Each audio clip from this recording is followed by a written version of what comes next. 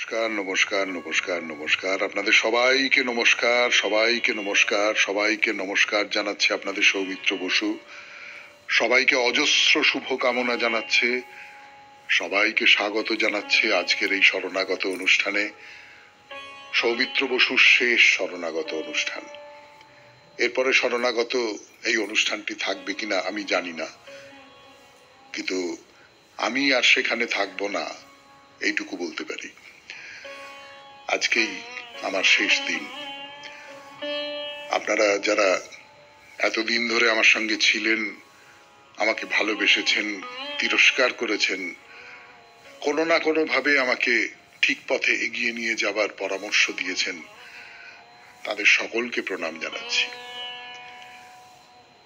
শরণাগত বেতারে শেষ হয়ে গেল, মানে সৌমিত্র বসু শরণাগত বলছি, কিন্তু খানিকটা আপনাদের কথা ভেবে, আমার বন্ধুদের অনুরোধে আমি আগামীকাল থেকে ইউটিউবে চলে আসছি। সেখানে স্মরণে সৌমিত্র নাম দিয়ে একটি অনুষ্ঠান হবে।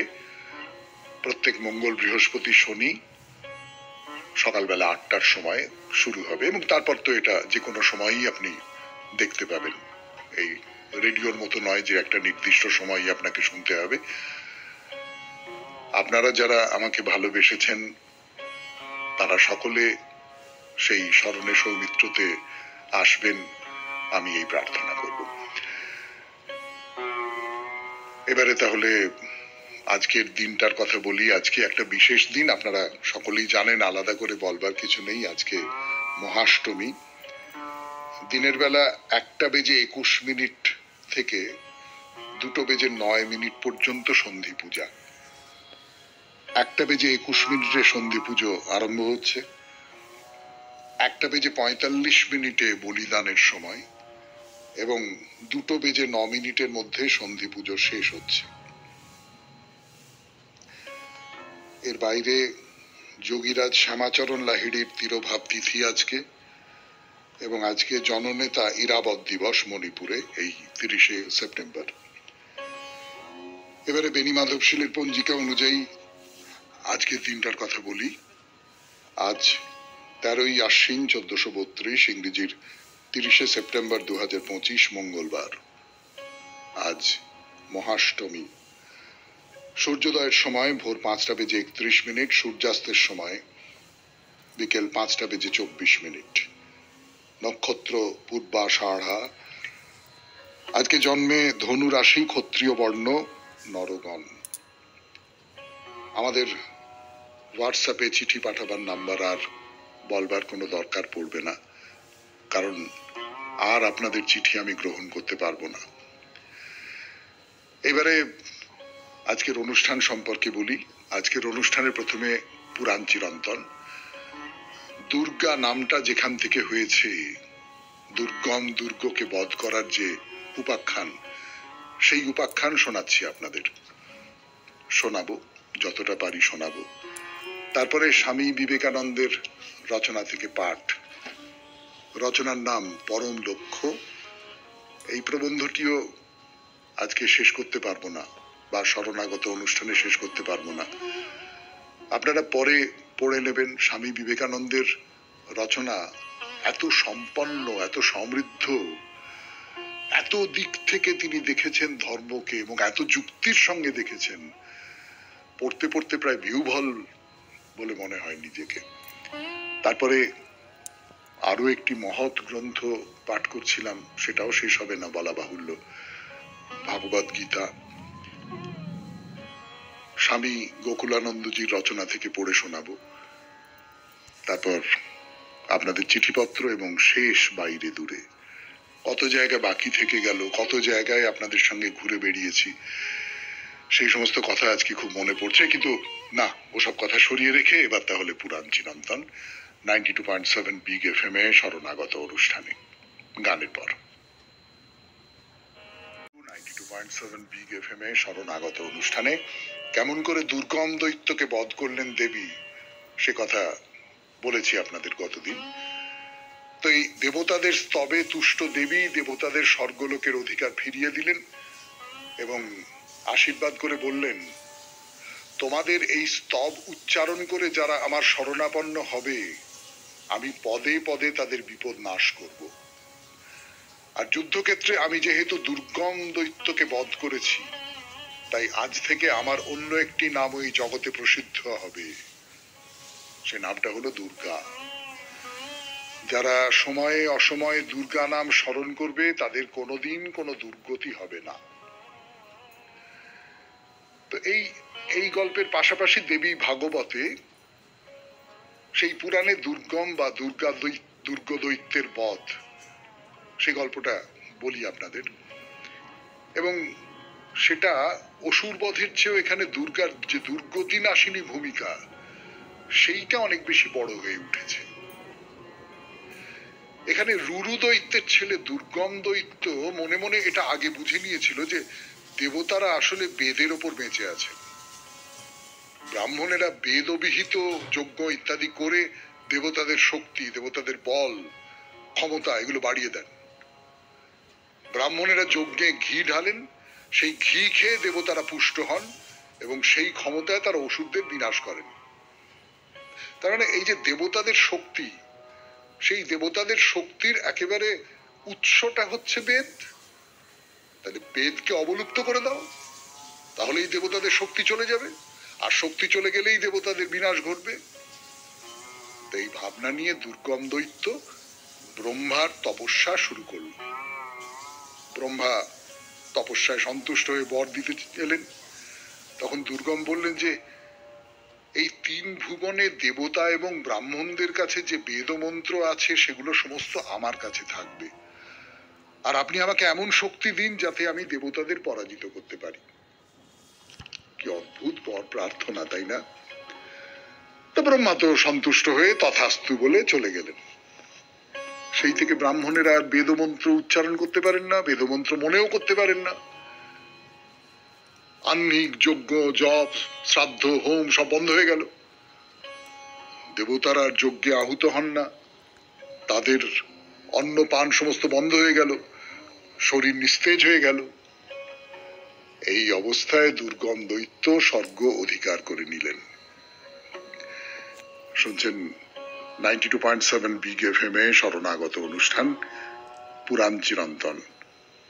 ফিরে আসছি গানের পর ফিরে এলাম 92.7 বিগ এফএম এ শরণাগত অনুষ্ঠানে।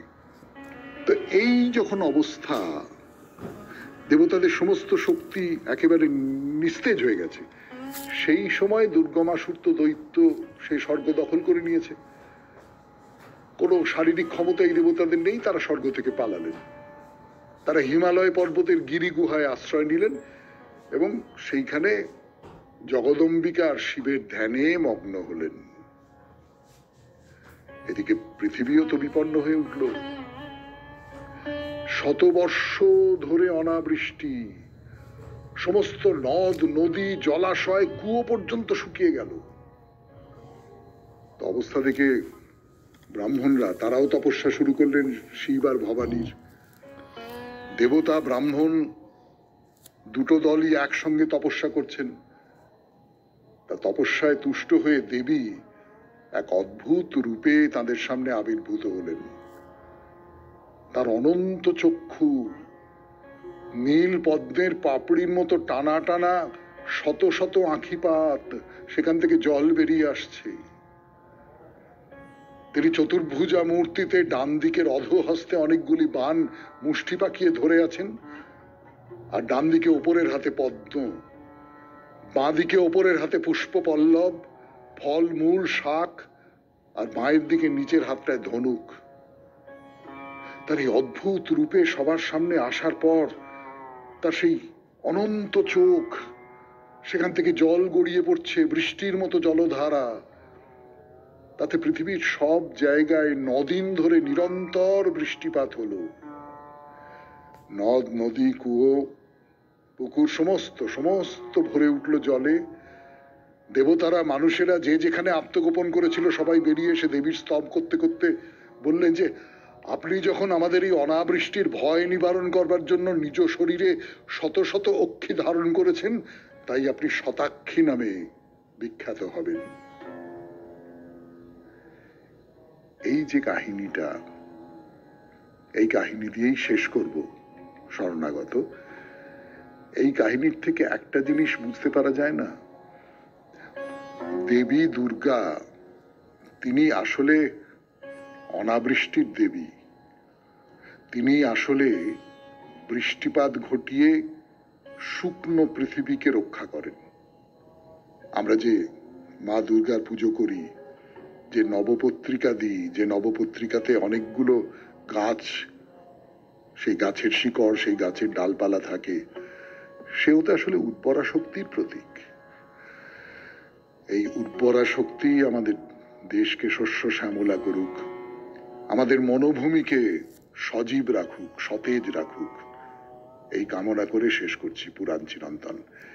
এরপর স্বামী বিবেকানন্দের রচনা থেকে পাঠ, গানের পর। গানের পর ফিরে এলো আপনাদের সৌমিত্র বসু 92.7 বিগ এফএম এ শরণাগত অনুষ্ঠানে। স্বামী বিবেকানন্দের রচনা থেকে পাঠ, পরম লক্ষ্য। যথাসময় আমাদিগকে ব্যক্তি হইতে হইবে, কিন্তু কোন অর্থে? মানুষের ব্যক্তিত্ব কি? টম ব্রাউন নয়, মানুষের মধ্যে যে ঈশ্বর, তিনিই প্রকৃত ব্যক্তি সত্তা। মানুষ যতই তাহার দিকে অগ্রসর হইবে, ততই নিজের মিথ্যা ব্যক্তি সত্তা সে ত্যাগ করিবে। নিজের জন্য সবকিছু সংগ্রহ করিতে, সবকিছু পাইতে যত বেশি চেষ্টা সে করিবে, ততই সে ব্যক্তি হিসেবে ছোট হইয়া যাইবে। নিজের কথা সে যত কম ভাবিবে, জীবিতকালে নিজের ব্যক্তিত্ব সে তত বেশি ত্যাগ করিবে, ততই সে ব্যক্তি হিসাবে বড় হইবে। পৃথিবীর মানুষ এই নিগূঢ় তত্ত্বটি বুঝিতে পারে না। আমাদের প্রথম বুঝিতে হইবে ব্যক্তি সত্তার অর্থ কি। ব্যক্তি সত্তা হইল আদর্শে পৌঁছানো। তুমি এখন পুরুষ বা নারী, তোমার পরিবর্তন ঘটিবেই। তোমরা কি থামিয়া থাকিতে পারো? তোমাদের মন আজ যেমন আছে সেই রকমই কি রাখিতে চাও? রাখিতে চাও ক্রোধ, ঘৃণা, ঈর্ষা, দ্বন্দ্ব প্রভৃতি মনের সহস্র প্রকার বৃত্তি? তোমরা কি বলিতে চাও সে সবই তোমরা অক্ষুণ্ণ রাখিবে? কোথাও তোমরা থামিতে পারো না যতদিন না জয়লাভ সম্পূর্ণ হয়, যতদিন না তোমরা পবিত্র এবং পূর্ণ হও। যখন সচ্চিদানন্দ স্বরূপ হইবে, তখন আর তোমার ক্রোধ থাকিবে না। তোমার কোন দেহকে তুমি রক্ষা করিবে? যে জীবনের শেষ নাই, সেখানে না পৌঁছানো পর্যন্ত তুমি থামিতে পারো না। অসীম জীবন, সেইখানে তুমি থামিবে। আজ তোমরা কিছু জ্ঞান লাভ করিয়াছ, আরো জ্ঞান লাভ করিতে সর্বদাই চেষ্টা করিতেছ। কোথায় থামিবে? জীবনের সঙ্গে একাত্ম যতদিন না হইবে, ততদিন কোথাও থামিবে না। অনেকে সুখ লাভকেই লক্ষ্য মনে করে। সেই সুখের জন্য তাহারা শুধু ইন্দ্রিয়ের অনুসরণ করে। উচ্চতর স্তরে আরো অনেক বেশি আনন্দ পাওয়া যায়। তারপর আত্মিক স্তরে, তারপর নিজের মধ্যে, জীবের মধ্যে যিনি শিব, তাহার মধ্যে। যে মানুষের সুখ বাহিরে, বাহিরের জিনিস চলিয়া গেলেই সে অসুখী হইয়া পড়ে। সুখের জন্য এই পৃথিবীর কোনো কিছুর উপর নির্ভর করিতে পারো না। আমার সব সুখ যদি আমার নিজের মধ্যে থাকে, তাহা হইলে সে সুখ আমি সর্বদাই ভোগ করিতে পারি, কারণ আমার আত্মাকে তো আমি কখনো হারাইব না। মাতা, পিতা, সন্তান, স্ত্রী, দেহ, সম্পদ সব আমি হারাইতে পারি, শুধু হারাইতে পারি না আমার আত্মাকে। আত্মাই আনন্দ। সব বাসনাই আত্মায় বিধৃত। ইহাই ব্যক্তিত্ব, ইহার পরিবর্তন নাই, ইহাই পূর্ণ। কেমন করিয়া ইহাকে পাওয়া যায়? এই পৃথিবীর মনীষীরা, শ্রেষ্ঠ নরনারীগণ সুদীর্ঘ সাধনার দ্বারা যাহা পাইয়াছেন, সকলেই তাহা পাইতে পারে। বৃষ্টি বা দৃষ্টি দেবতায় বিশ্বাসী দ্বৈতবাদী মতগুলির কথা বলিতেছ, উহাতে কিছু যায় আসে না। একটি সত্য সকলেই মানে, এই মিথ্যা ব্যক্তি সত্তাটি ছাড়িতে হইবে। এই যে অহং, ইহা যত হ্রাস পাইবে, ততই আমি আমার প্রকৃত স্বরূপের সান্নিধ্যে পৌঁছিব। সেটি আমার বিশ্বময় দেহ। নিজের মনের কথা আমি যত অল্প ভাবিব, ততই আমি সেই বিশ্বব্যাপী মনের নিকটতর হইব। নিজের আত্মার কথা আমি যত অল্প ভাবিব, ততই আমি বিশ্বব্যাপী আত্মার নিকটতর হইব। শেষ করলাম স্বামী বিবেকানন্দের রচনা থেকে পাঠ। এই রচনায় যে উপদেশ দিয়েছেন স্বামীজি, তা যেন আমরা জীবনে পালন করতে পারি, অনুসরণ করতে পারি। সম্পূর্ণ যদি নাও পারি, খানিকটাও যদি পারি, তাতেও মানুষ হিসেবে পাল্টে যাব। মানুষ হিসেবে পাল্টে যাবার আরেকটি কথা, ভগবদ গীতার কথা। ফিরে আসছি গানের পর।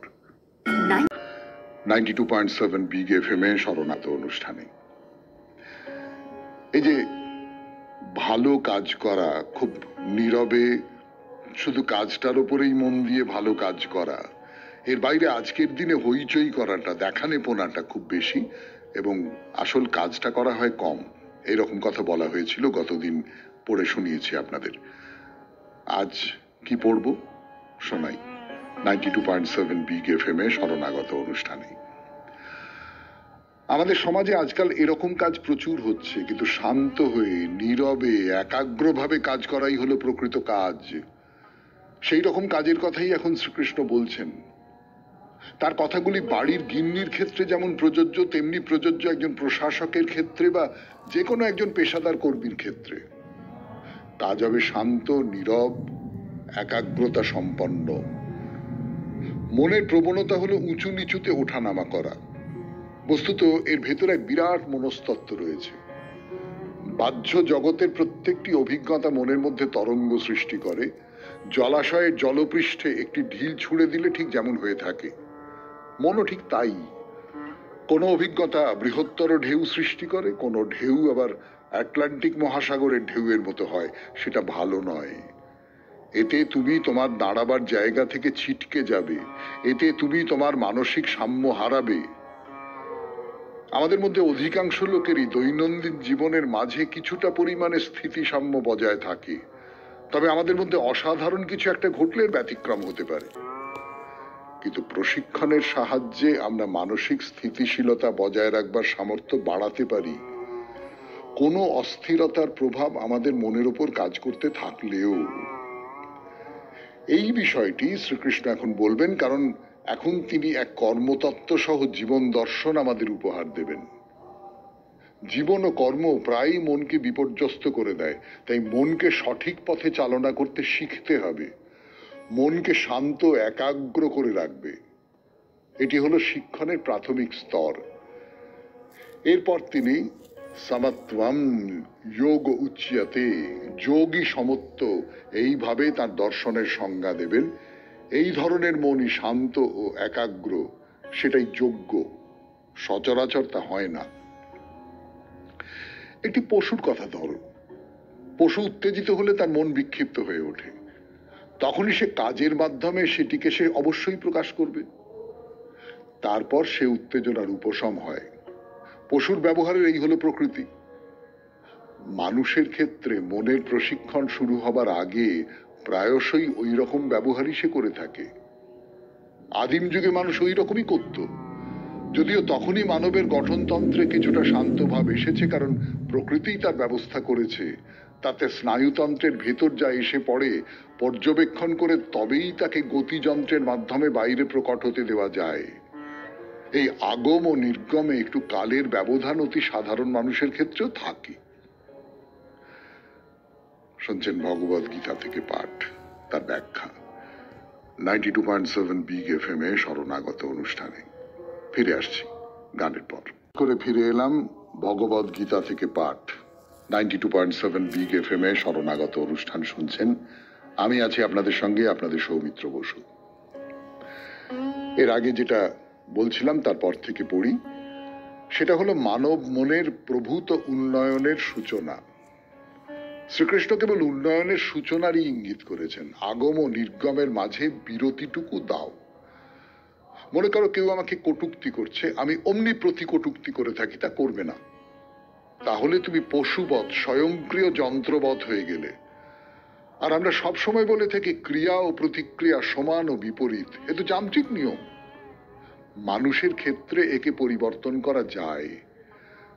ক্রিয়া এক মাত্রা হলে প্রতিক্রিয়া 10 মাত্রা হতে পারে, আবার মাত্রাহীনও হতে পারে। এতেই প্রমাণ হয় যে মানুষ স্বাধীন।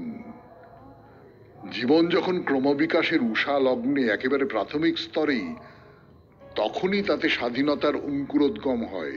স্বাধীনতার আর অন্য কোনো সংজ্ঞা নেই। তুমি কেবল কোনো বাহ্য পরিবেশ সৃষ্ট একটি প্রাণী নও, তুমি তোমার প্রতিক্রিয়াকে নিয়ন্ত্রণ করো। যখনই তুমি প্রতিক্রিয়ার নিয়ন্ত্রণ হাতে নিলে তখনই তোমার মধ্যে মনুষ্যত্ব লাভের সূচনা করলে।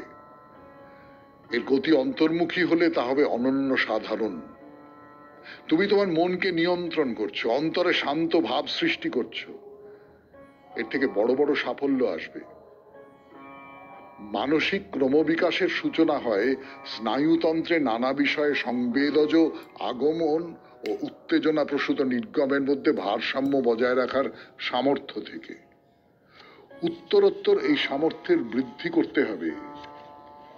এই বিষয়টি বারবার আলোচিত হবে, কারণ গীতার সমগ্র বিষয়টি হলো মানব মনের প্রশিক্ষণ, মানবের সম্পূর্ণ উন্নয়নের জন্য, পারিপার্শ্বিক জগৎকে এবং নিজেকেও দক্ষতার সঙ্গে পরিচালিত করে। আমরা বহিস্থ কোনো নিপুণ ব্যবস্থার দ্বারা নিয়ন্ত্রিত প্রাণী হয়ে থাকি না, আমরাই সেই নিপুণ শক্তি হয়ে নিজ জীবনকে চালাচ্ছি। প্রত্যেকটি মানব সত্তাকে এ কাজ করতে হবে। আর আমাদের স্নায়ু বিজ্ঞান ও শারীর বিজ্ঞান আজকাল বলে এই নিপুণতার সঙ্গে নিজের জীবনকে চালিয়ে নিয়ে যাবার মতো যথেষ্ট জৈব সামর্থ্য প্রকৃতি মানব সত্তাকে দিয়ে রেখেছে। নরনারীকে একটি প্রাণী মাত্র হয়েই পড়ে থাকতে হবে না, তারা মুক্ত হতে পারে, আবার এই মুক্তিকে কাজে লাগাতে পারে। এই হলো আধুনিক জীববিদ্যা, স্নায়ুবিদ্যা ও প্রাচীন বেদান্তের শিক্ষা। বেদান্ত এই মুক্তির অভিজ্ঞতাকে চরম উন্নতির স্তর পর্যন্ত নিয়ে যায়। তাই বেদান্ত এটিকে মুক্তি আখ্যা দিয়েছে। মানবের মনে বাহ্য অভিজ্ঞতার আগমন ও নির্গমন, কালের মধ্যে ব্যবধান সৃষ্টি করবার এই প্রাথমিক মানবীয় স্বাধীনতার এই অপূর্ব উন্নতি হলো সার্বিক স্বাধীনতা বা মুক্তির পথে মানবীয় অভিযানের সূচনা। তার থেকেই লাভ হবে আশ্চর্যজনক কর্ম সাফল্য। গীতার দ্বিতীয় অধ্যায়ের খানিকটা পর্যন্ত পড়তে পারলাম আপনাদের সামনে। আজকেই শরণাগতের শেষ দিন। এই যে বিপুল ভান্ডার দর্শনের, জীবন গঠনের যে পরামর্শ, তার বিপুল ভান্ডার, তার অতি ছোট একটা অংশের স্বাদ হয়তো আপনাদের দেওয়া গেল। এরপর স্বামী গোকুলানন্দের লেখা থেকে পড়ে শোনাবো 92.7 বিগ FM এ শরণাগত অনুষ্ঠানে। মনে একটি কাজই করবো, একসঙ্গে 5টা কাজ করব না, এই ধরনের কিছু উপদেশ দিয়েছিলেন গোকুলানন্দজি। তারপর আর কি বলছেন দেখা যাক। সুতরাং আমরা নিয়মিত সেই অভ্যাসই করব যাতে আমরা শান্তভাবে সক্রিয় এবং সক্রিয়ভাবে শান্ত থাকতে পারি। আমাদের সকল সুনিয়ন্ত্রিত মানসিক শক্তির তালে তালে দেহ যেন উদ্দীপনা আর সমন্বয়ের সাথে সাড়া দিতে পারে। একজন সন্ন্যাসী হিসেবে আমার নিজের অভিজ্ঞতা থেকে আমি আপনাদের বলতে পারি যে কোনো পরিস্থিতিতেই শান্ত থাকাটা একান্ত জরুরি। আমাদের দিল্লি কেন্দ্রের প্রধান হিসেবে আমাকে তো প্রায় 24 ঘন্টাই ব্যস্ত থাকতে হয়। আমার যে কোনো দিনের কর্মদক্ষতা নির্ভর করে আমি সেদিন কিরকম ধ্যান করেছি তার উপর। এরপর আমি কিছুটা সময় নিয়ে আমার সারাদিনের একটা সুনিয়ন্ত্রিত কর্ম পরিকল্পনা তৈরি করে নিই। দিনের কাজ চলে মসৃণ গতিতে, সেই পরিকল্পনার হাত ধরে আমি থাকি নিশ্চিন্ত, চাপমুক্ত, উদ্বেগ শূন্য। পরিকল্পনা মাফিক কর্মসূচি অনুযায়ী যদি একটার পর একটা কাজ সাঙ্গ করা যায়, উপযুক্ত ফল ফলবেই। আবেগপ্রবণ এলোমেলো অগোছালো কাজ আসলে চাপেরই দ্যোতক। এ বিষয়ে রামকৃষ্ণ সংঘের প্রথম সংঘাধ্যক্ষ পূজ্যপাদ ব্রহ্মানন্দজির কাছ থেকে শিক্ষার আলোকে আলোকিত হতে পারি আমরা। স্বামী বিবেকানন্দের অকাল মৃত্যুতে চোখের সামনে থেকে যেন হিমালয় সরে গেল। রামকৃষ্ণ মিশনের তখন তো হাঁটি হাঁটি পা পা দশা। সকলে ভেবে আকুল হলো যে এই শিশু সংগঠন এখন বাঁচবে কি করে। স্বামীজি কিন্তু ব্রহ্মানন্দজিকে সংঘের কর্ণধার করে বলে গিয়েছিলেন, ঠাকুর বলতেন যদি প্রয়োজন হয় ও একটা রাজ্য পর্যন্ত অনায়াসে চালাতে পারবে, এবং একথা যে সত্যি ইতিহাস তার সাক্ষী। সংঘগুরু হিসেবে তার কার্যকালে ব্রহ্মানন্দজি মুহূর্তের প্ররোচনায় একটি সিদ্ধান্তও নেননি। তার সুচিন্তিত পরিকল্পনায় মিশনকে ফুলে ফলে পল্লবে বিকশিত হতে সাহায্য করেছিল। রামকৃষ্ণ মিশন নামক শিশু সংগঠনটি শক্ত ভিতের ওপর যৌবনোচিত বলিষ্ঠতায় দাঁড়াতে পেরেছিল ব্রহ্মানন্দজির অনুপম অসাধারণ নেতৃত্বের গুণেই। এ শক্তি অর্জনের রহস্যটা কোথায়? এ বিষয়ে তার উপদেশ ধরা আছে তার দ্য ইটার্নাল কম্প্যানিয়ন গ্রন্থে। তিনি বলছেন, এমনকি অস্থির কর্মকাণ্ডের মধ্যেও যদি চুপ করে একটু দাঁড়াও তুমি শক্তি পাবে, তারপর আবার শুরু করো চলা। অত্যধিক মানসিক শক্তি ক্ষয় হয়ে যাদের, বিশ্রামটাই যাদের কাছে এক সমস্যা বিশেষ, এতে বিশেষ করে তাদের উপকার হবে যথেষ্ট। ধ্যান করা ছাড়াও দূরদর্শনে মনোগ্রাহী কোনো অনুষ্ঠান দেখা, মাঝে মাঝে ছুটি ভোগ করা, সুখশ্রাব্য সঙ্গীত শোনা, সূর্যোদয় বা গোধূলির অস্তরাগের সৌন্দর্যে মোহিত হওয়ার মধ্যেই রয়েছে স্নায়ুকে শান্ত শীতল রাখার উপায়। সেই সঙ্গে মানসিক চাপকে জয় করতে সাধন চতুষ্টয়ের অনুশীলন করা প্রয়োজন। আদি শঙ্করাচার্য প্রবর্তিত এই চতুষ্টয় হল বিবেক, বৈরাগ্য, ষট সম্পত্তি এবং মুমুক্ষুত্ব। এদের মধ্যে বিশেষ করে একটির সঙ্গেই আমাদের যোগাযোগ, সেটি হলো ষট সম্পত্তি, যা আসলে 6টি গুণের সমাহার: সম, দম, তিতিক্ষা, উপরতি, শ্রদ্ধা এবং সমাধান। এদের সাথে জড়িয়ে আছে মনের প্রশান্তি, ইন্দ্রিয় সংযম, অকুটিল মনস্কতা। এরা ঈশ্বরের সাথে আমাদের সম্বন্ধকে প্রগাঢ় করে তোলে, আর ঈশ্বরে বিশ্বাস না থাকলে অন্তত আমাদের আপন সত্তার সাথে রচিত হয় সেতুবন্ধ। স্বামী গোকুলানন্দজির রচনা মানসিক চাপ জয় করার উপায়, তার থেকে পাঠ করে শোনালাম আপনাদের। আরো অল্প একটা ছোট্ট অধ্যায় আছে, কিন্তু সেটা পড়বার অবকাশ আর ঘটবে না, তার কারণ আজকেই শরণাগতর শেষ দিন।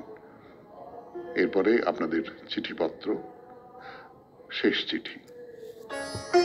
চিঠি মৌসুমী ব্যানার্জি চিঠি লিখেছেন শরণাগত পরিবারের পক্ষ থেকে।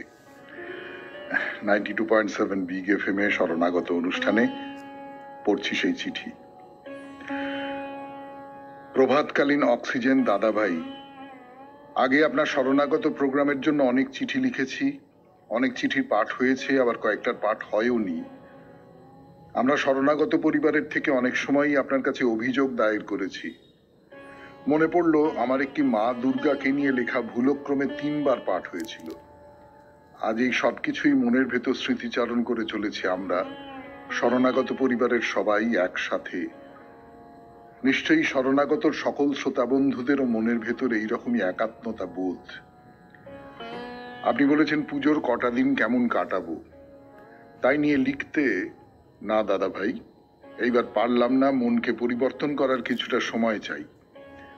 এখন আমরা শরণাগত প্রোগ্রামের প্রিয় সৌমিত্র দাদাভাইকে সঞ্চালনা করতে আর শুনতে পাবো না ভোরের স্নিগ্ধ আলোর সাথেই বহু নমস্কার ও শুভকামনার গুচ্ছ। অদৃশ্য শক্তির উৎস থেকেই বিনি সুতোর মালায় আমরা সবাই গাঁথা পড়ে আছি। শরণাগত পরিবারের থেকে আমরা কত স্থানে সস্ত্রীক আপনার সাথে আলাপ ও আনন্দ উপভোগ করেছি। আজ এই সবকিছুই মনের বাঁধনে অটুট আছে, জানান দিচ্ছে। তবুও মন, যাকে সহজে কিছু বোঝানো ভারী মুশকিল। আশা করি দাদাভাই, আশ্বিনের ঝোড়ো হাওয়ায় আমরা সবাই যতই অবসাদগ্রস্ত হই, ছিন্নমূল হব না, কারণ আপনি আছেন, থাকবেন আমাদের অদৃশ্য গ্রথিত পরিবারের বড় দাদাভাই হয়ে। আপনার দেশের বাড়ির দুর্গাপুজো সুন্দরভাবে কাটুক, সবার জীবনে আসুরিক শক্তি পরাভূত হোক, জয়ী হোক শারদীয়া মা দুর্গার শুভ শক্তি, আনন্দে কাটুক মা দুর্গার পুজো। এই সাথেই আপনাকে জানাই আমাদের শরণাগত পরিবারের পক্ষ থেকে প্রণাম, মানস শংসাপত্র ও আন্তরিক শুভেচ্ছা। জানাই আপনার আগামীর নতুন ভোরের অনেক অনেক শুভকামনা। আবারও আপনার সাথে নিশ্চয় দেখা হবেই, আবারও শুনবো আপনার দরাজ কণ্ঠের বহু নমস্কার ও অসংখ্য শুভকামনা। কোন পার হতে কোন পারে ধ্বনিয়া উঠিছে শূন্য নিখিলের পাখার গানে, হেথা নয় হেথা নয়, অন্য কোথা অন্য কোথা অন্য কোনোখানে। ধন্যবাদান্তে শরণাগত পরিবারের পক্ষ থেকে মৌসুমী ব্যানার্জি। খুব মুশকিল এইসব চিঠি পাবার পর অনুষ্ঠান চালানো। যাই হোক, এখন একটু গান শুনুন, গানের পর বাইরে দূরে 92.7 বিগ এফএম এ শুনছেন শরণাগত। বাইরে দূরে আমি আছি আপনাদের সঙ্গে, আপনাদের সৌমিত্র বসু। তাই বলছিলাম যে কোচবিহারের যে মহাকাল ধাম, মহাকালের মন্দির, সেইখানে মহাকালকে দর্শন করেছি। তারপর পরপর পরপর বেশ কিছু দেবতা বা দেবী রয়েছেন, তাদের মূর্তি দর্শন করছি আমরা। তো এইবারে আমরা এই দুটি মন্দিরের মাঝখানে যে ছবি, সেই ছবিটা কার ছবি আমি ঠিক বুঝতে পারছি না, আন্দাজে বলবো। কেন বুঝতে পারছি না তার কারণটা বলি আপনাদের। যে কোনো দেবতা বা দেবীর একটা করে লক্ষণ থাকে, একটা অভিজ্ঞান থাকে, চিহ্ন থাকে। যেমন ধরুন মহাদেবের সাপ বা ত্রিশূল, বা ধরুন রামচন্দ্রের তীর ধনুক, বা এইরকম সব থাকে। তো তো এইখানে যে দেবীকে দেখতে পাচ্ছি, সেই দেবী তার এইরকম কোনো চিহ্ন নেই। মানে যদি ধরা যাক সরস্বতী হন তাহলে হাতে বীণা থাকবে, যদি লক্ষ্মী হন তাহলে হাতে ওই সোনার কলস থাকবে। এখানে সেসব কিচ্ছু নেই।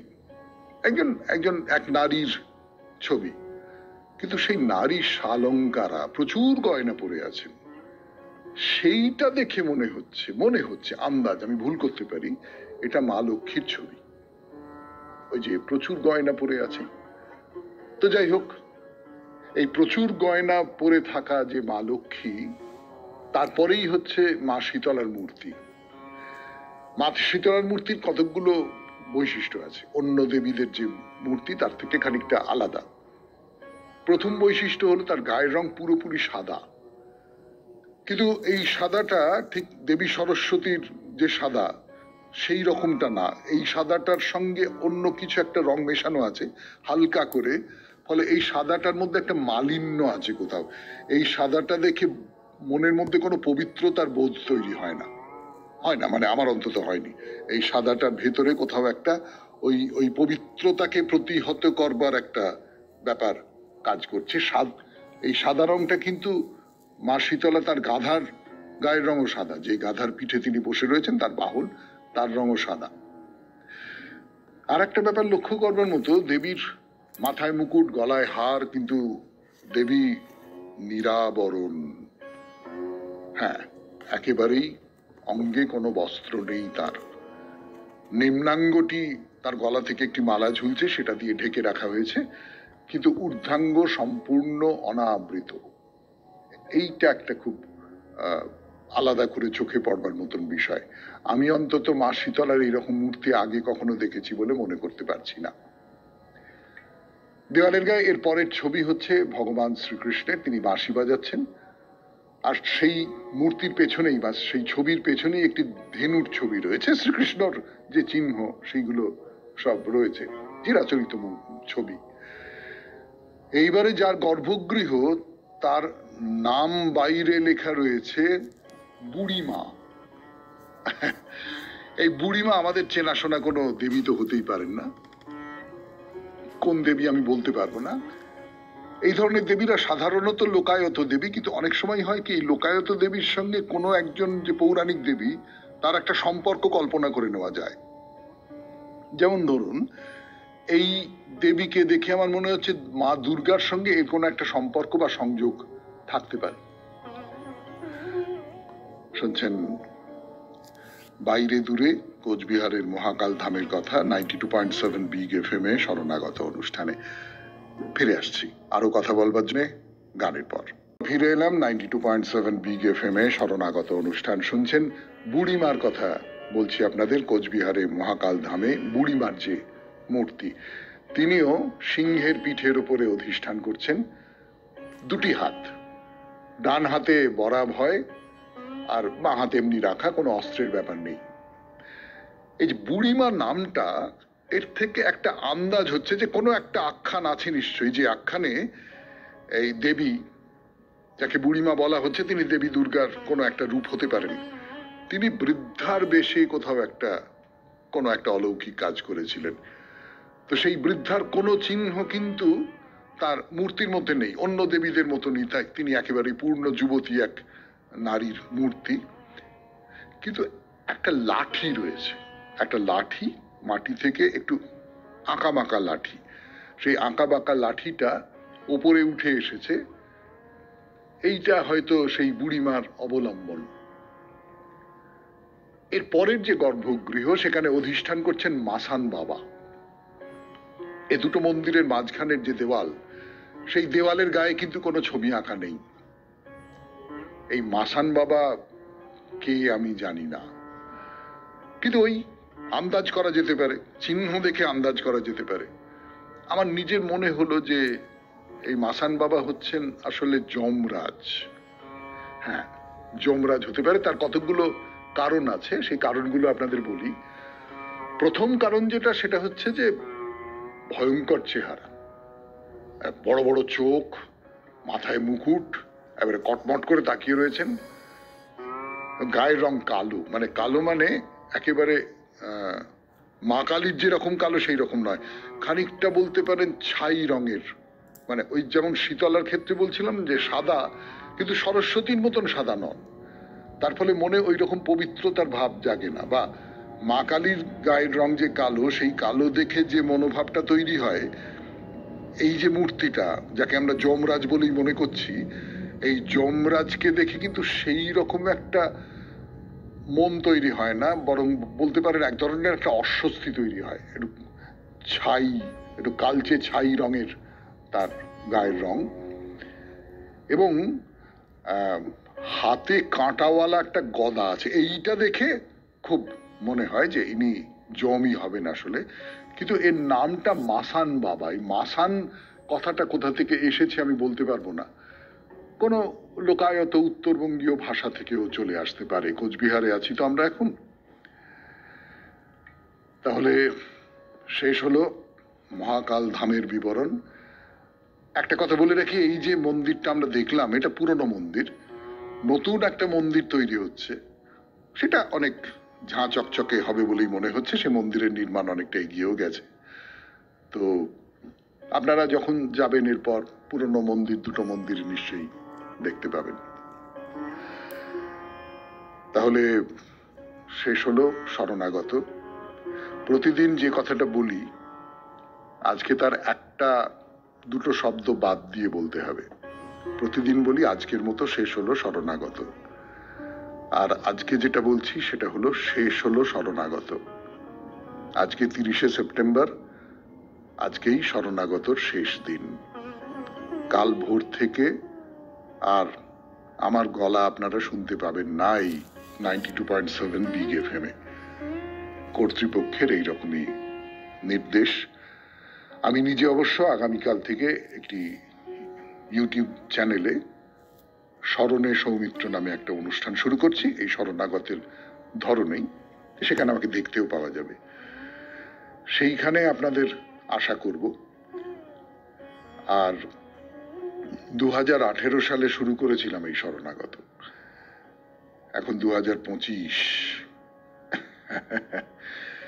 অনেক দিন অনেক দিন অনেক দিন একসঙ্গে ছিলাম। আমার খুব মনে পড়বে আপনাদের কথা, আপনাদেরও হয়তো মনে পড়বে। তাহলে কবিতা দিয়ে শেষ করি, রবীন্দ্রনাথের কবিতা। কবিতার নাম যাবার দিন। যাবার দিনে এই কথাটি বলে যেন যাই, যা দেখেছি যা পেয়েছি তুলনা তার নাই। এই জ্যোতি সমুদ্র মাঝে যে শতদল পদ্মরাজে, তারই মধু পান করেছি ধন্য আমি তাই। যাবার দিনে এই কথাটি জানিয়ে যেন যাই। বিশ্বরূপের খেলা ঘরে কতই গেলেম খেলে, অপরূপকে দেখে গেলেম দুটি নয়ন মেলে। পরশ যারে যায় না করা, সকল দেহে দিলেন ধরা। এইখানে শেষ করেন যদি শেষ করে দিন তাই। যাবার বেলা এই কথাটি জানিয়ে যেন যাই। সবাই খুব ভালো থাকবেন, খুব খুব আনন্দে থাকবেন। নমস্কার। নমস্কার নমস্কার নমস্কার নমস্কার আপনাদের সবাইকে নমস্কার, সবাইকে নমস্কার, সবাইকে নমস্কার জানাচ্ছে আপনাদের সৌমিত্র বসু। সবাইকে অজস্র শুভকামনা জানাচ্ছে, সবাইকে স্বাগত জানাচ্ছে আজকের এই শরণাগত অনুষ্ঠানে, সৌমিত্র বসুর শেষ শরণাগত অনুষ্ঠান। এরপরে শরণাগত এই অনুষ্ঠানটি থাকবে কিনা আমি জানি না, কিন্তু আমি আর সেখানে থাকবো না এইটুকু বলতে পারি। আজকেই আমার শেষ দিন। আপনারা যারা এতদিন ধরে আমার সঙ্গে ছিলেন, আমাকে ভালোবেসেছেন, তিরস্কার করেছেন, কোনো না কোনো ভাবে আমাকে ঠিক পথে এগিয়ে নিয়ে যাবার পরামর্শ দিয়েছেন, তাদের সকলকে প্রণাম জানাচ্ছি। শরণাগত বেতারে শেষ হয়ে গেল, মানে সৌমিত্র বসু শরণাগত বলছি, কিন্তু খানিকটা আপনাদের কথা ভেবে, আমার বন্ধুদের অনুরোধে আমি আগামীকাল থেকে ইউটিউবে চলে আসছি। সেখানে স্মরণে সৌমিত্র নাম দিয়ে একটি অনুষ্ঠান হবে। প্রত্যেক মঙ্গল, বৃহস্পতি, শনি সকালবেলা 8টার সময় শুরু হবে, এবং তারপর তো এটা যে কোনো সময়ই আপনি দেখতে পাবেন। এই রেডিওর মতো নয় যে একটা নির্দিষ্ট সময়ই আপনাকে শুনতে হবে। আপনারা যারা আমাকে ভালোবেসেছেন তারা সকলে সেই স্মরণে সৌমিত্রতে আসবেন, আমি এই প্রার্থনা করব। এবারে তাহলে আজকের দিনটার কথা বলি। আজকে একটা বিশেষ দিন, আপনারা সকলেই জানেন, আলাদা করে বলবার কিছু নেই। আজকে মহাষ্টমী। দিনের বেলা 1:21 থেকে 2:09 পর্যন্ত সন্ধি পূজা। 1:21 সন্ধি পুজো আরম্ভ হচ্ছে, 1:45 বলিদানের সময়, এবং 2:09 মধ্যে সন্ধি পুজো শেষ হচ্ছে। এর বাইরে যোগীরাজ শ্যামাচরণ লাহিড়ির তিরোভাব তিথি আজকে, এবং আজকে জননেতা ইরাবত দিবস মণিপুরে, এই 30শে সেপ্টেম্বর। এবারে বেনি মাধবশীলের পঞ্জিকা অনুযায়ী আজকের দিনটার কথা বলি।